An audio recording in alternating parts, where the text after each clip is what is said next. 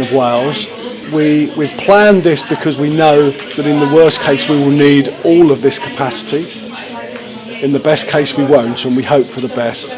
And so the delivery of this in the time that it's taken to deliver, i.e. just a few weeks, by the incredible number of partners that have been involved in delivering this and the people who have been working so hard to deliver this, is just incredible. I mean, there's huge pride that so many people have come together to achieve something in such a small time. But I think it's also tinged with sadness.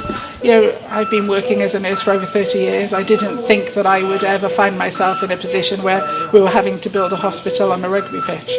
I hope we don't have to use it, but we'll wait and see. We're ready, and that's the most important thing. And having had time to get ready, both physically from an environmental perspective, but also by building teams, has been a wonderful thing that we've been able to do. So the type of patients we're expecting here are those patients who are recovering from coronavirus and requiring a little bit more time to convalesce and rehabilitate and get back to the people that they were before they became unwell. We haven't set a time period because each patient will be individual as to what their actual individual needs are and whether or not they've got any other conditions that need to recover a little bit more, or that they need, I guess, to gain independence so that they can go home and feel comfortable and competent to undertake life again.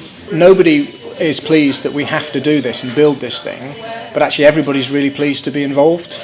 It's one of the greatest engineering challenges I've ever been involved in, and it's tremendously exciting to work on it and to see everybody pulling in the same direction. So we're just really pleased to be able to help. So a hospitality suite is not the same thing as a hospital, as you would expect. This was a particularly large one. It's not actually as difficult as you might imagine for these sorts of spaces because they're preheated and they're sort of environmentally controlled. So we had to take out all the creature comforts. So I'm afraid the bar has been boarded up, the beer fridges have been taken away, and then we've put in clinically safe and appropriate flooring, walls, and all the extra services that come and support the beds that we have. So we've done this in less than a week. So within a week of starting the build, we've turned this space from a very comfortable carpeted banqueting space into this clinical space that you can see.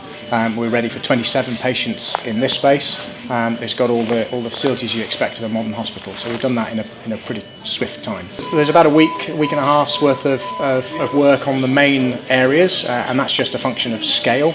Because of the numbers of beds that we have. We have enormous tented structures outside one of Europe's biggest tents.